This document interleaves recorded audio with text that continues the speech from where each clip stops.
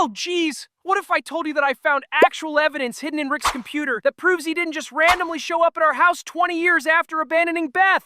Because I discovered portal gun travel logs that show Rick C-137 made his first stop in Evil Morty's dimension, not ours.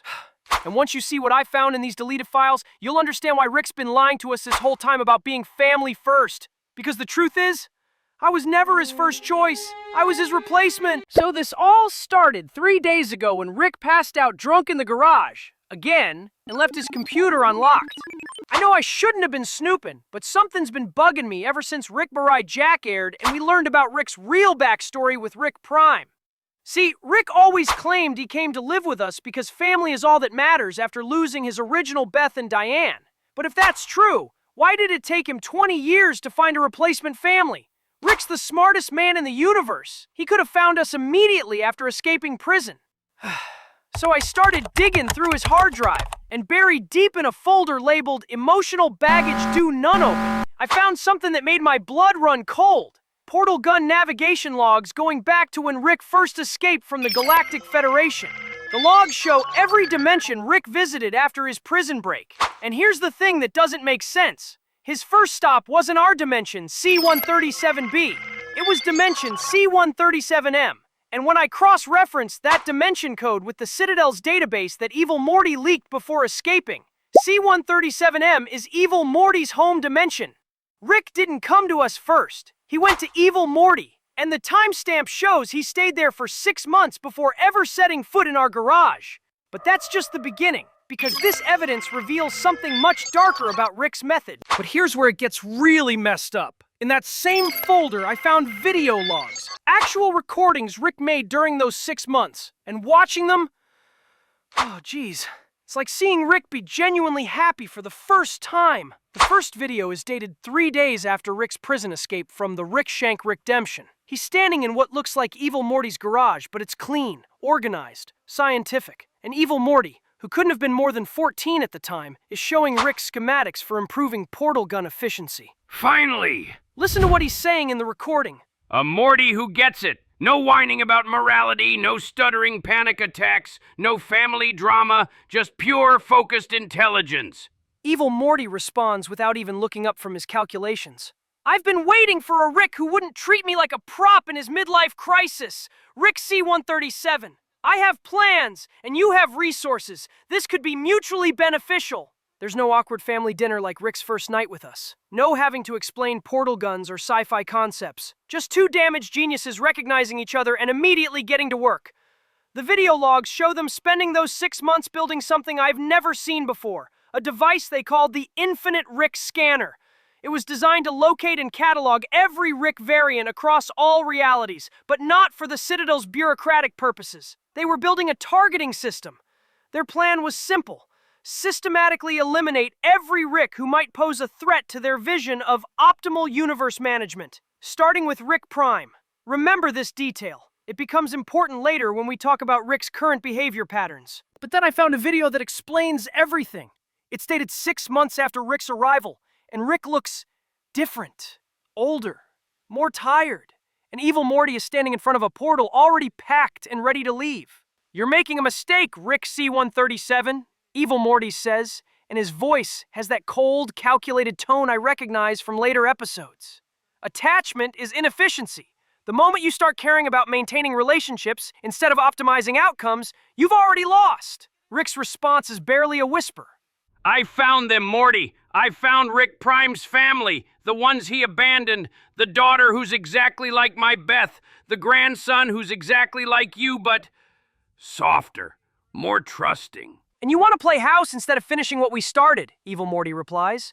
You want to pretend that surrounding yourself with genetic echoes of what you lost will somehow make the pain stop. The camera shakes as Rick gets agitated. It's not pretending. They need protection from Rick Prime, and maybe I need them too. Then you've chosen weakness over strength, sentiment over logic, and that makes you useless to me. That's when Evil Morty activates his portal. But before stepping through, he turns back. When you inevitably realize that your replacement family can't fill the void your real family left behind, don't come looking for me. I'll be building the future we planned, just without you holding me back. The video ends with Rick standing alone in that clean, organized garage, staring at the spot where his first chosen partner just abandoned him. The next video log is dated 3 days later, and it's Rick's first day in our garage from the pilot. But watching it now, knowing what I know, everything feels different. Personal log. Listen, he sounds exhausted. Subject: Rick C-137 Integration Protocol with Family Unit C-137B Initial Assessment. The daughter, Beth, exhibits 73% behavioral similarity to my original Beth. The grandson, Morty, shows 68% intellectual capacity compared to the previous Morty. Previous Morty? He meant Evil Morty. Hypothesis: sustained interaction with genetically similar individuals may provide sufficient emotional stabilization to maintain functionality while pursuing Rick Prime elimination. Secondary hypothesis: if the previous partnership model proved incompatible due to philosophical differences, perhaps a dependent-protector dynamic will prove more sustainable. I had to pause the video there because it hit me like a ton of bricks. Rick didn't choose us because we were special. He chose us because we were manageable. We were the emotionally available rebound after his first choice rejected him. Initial interaction with grandson Morty confirms hypothesis. Subject shows appropriate levels of anxiety and dependence. Unlike previous Morty, this one requires guidance and protection, which should prevent the detachment issues that led to partnership dissolution. Partnership dissolution. That's how Rick described Evil Morty abandoning him. But here's the really messed up part. The video shows Rick setting up the Mega Seeds adventure from the pilot. The same one from our first episode together, except he's not doing it spontaneously. He's following a checklist labeled Morty Bonding Protocol. Every beat of our first adventure was calculated. The Mega Seeds, the airport security, the broken legs, all of it was designed to create trauma bonding and establish the dependent relationship Rick needed to avoid being abandoned again. But the pattern I found suggests Rick has done this before. But the worst part is what I found next. Rick's ongoing performance reviews. For 7 seasons, he's been keeping detailed notes comparing me to Evil Morty. And it's brutal. Season 1 analysis. Current Morty shows appropriate emotional responses to adventure stimuli. Anxiety levels optimal for maintaining attachment. Contrast with previous Morty, who processed traumatic events with detached analytical approach. Current model's emotional volatility actually beneficial for partnership stability.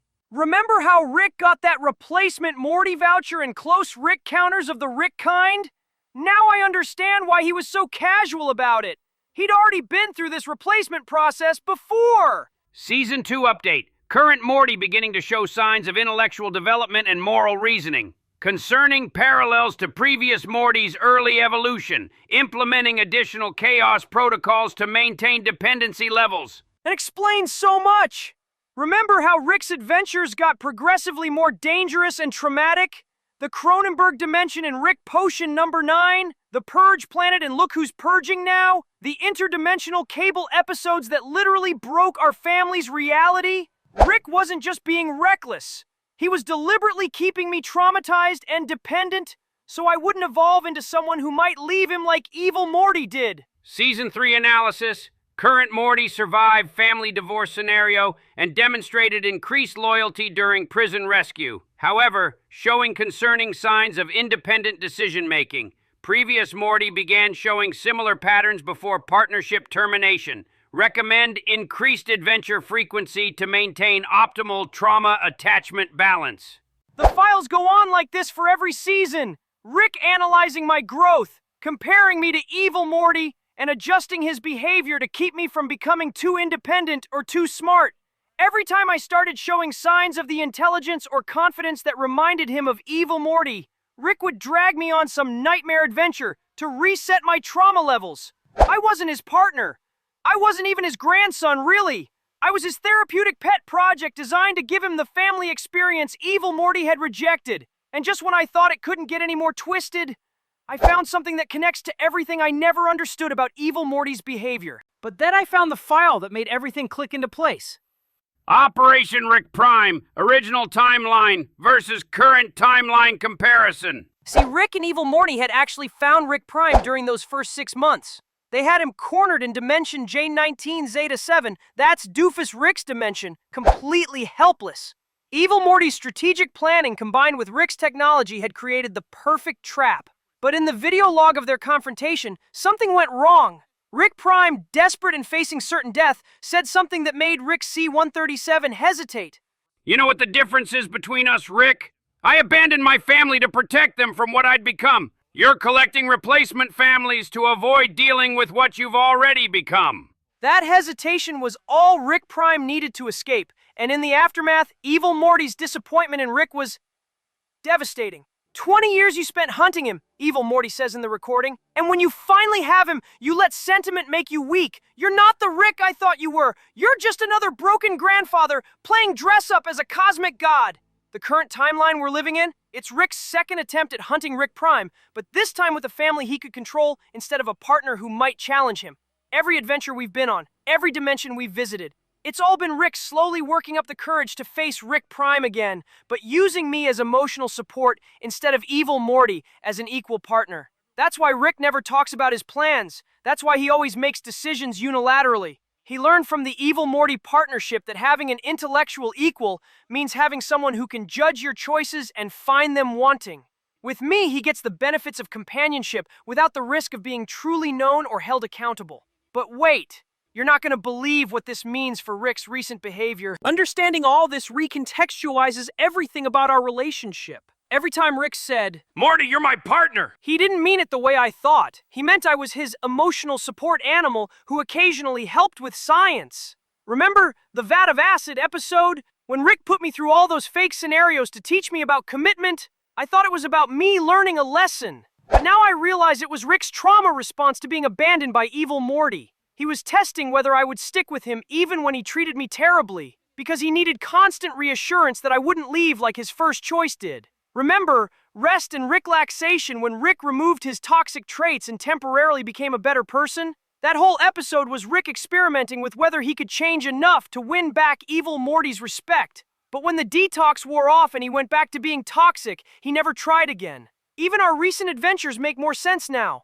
When Rick finally did kill Rick Prime in Unmortricken, his reaction wasn't satisfaction or closure, it was panic. Because he'd built his entire identity around hunting Rick Prime, and with that goal complete, he had to face the possibility that Evil Morty had been right. Revenge wouldn't heal his trauma or make him worthy of the partnership he'd lost. That's why Rick's been extra clingy lately, extra controlling. He's terrified that without the Rick Prime mission to justify our relationship, I might realize what Evil Morty realized, that Rick uses people instead of truly connecting with them. And here's where it gets really twisted. Because what I found about Evil Morty's escape changes everything we thought we understood about his motivations. But here's where everything gets really twisted. When Evil Morty broke through the central finite curve in Rick Mirai Jack, he wasn't just escaping Rick Society, he was escaping Rick C-137 specifically. See, I found communications logs showing that Evil Morty had been monitoring our adventures for years. Every time we appeared on Citadel records, every interdimensional incident we caused, Evil Morty was tracking Rick's progress with his replacement family. The logs show Evil Morty's growing frustration as he watched Rick repeat the same self-destructive patterns with us that had originally driven them apart. Comments like, still prioritizing emotional management over strategic thinking and replacement Morty, showing signs of same dependency patterns that made original partnership impossible. Evil Morty's whole political campaign at the Citadel wasn't just about escaping the central finite curve, it was about proving to Rick C-137 that he'd been right all along, that Rick's attachment to family was weakness, that emotional bonds were obstacles to true power, that choosing us over their original partnership had been a massive strategic error. The speech Evil Morty gives when he escapes? I've always been on the side of the Rick who would take a stand against the rest of the Ricks. That wasn't about Rick's solidarity. That was a message specifically for Rick C-137, reminding him of their original plan to eliminate inefficient Ricks and build a better multiverse. By succeeding where Rick failed, by actually escaping the system that contained them both, Evil Morty was delivering the ultimate insult, proving that he'd achieved their shared goals without Rick's help. and that Rick's choice to prioritize family over their partnership had only held them both back. But what I realized about my own identity made me question everything I thought I knew about being MortySmith. Now I'm sitting here with all this information, and I don't know who I am anymore. Am I MortySmith, beloved grandson and partner to Rick C-137? Or am I Morty Unit 2.0, the emotionally manageable replacement for a partner who demanded too much growth and accountability? Every memory I have of Rick choosing me, of him saying I matter to him, of him risking things to save me, was any of it real, or was it all just Rick's desperate attempt to avoid confronting the fact that he'd let his first choice slip away? I can't even be angry about it because I understand Rick's logic. Evil Morty was brilliant, strategic, emotionally unavailable, and ultimately willing to abandon Rick when their goals diverged. I'm anxious, dependent, emotionally available, and psychologically incapable of abandoning Rick even when he hurts me.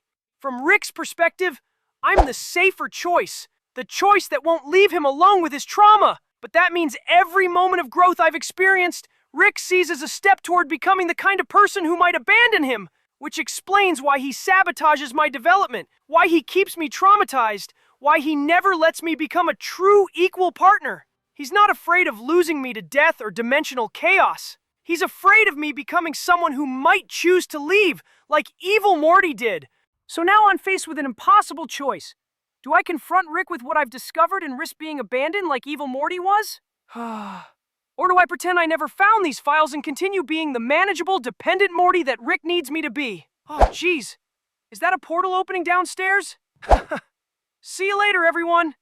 And remember, sometimes being someone's second choice is actually being their first real choice.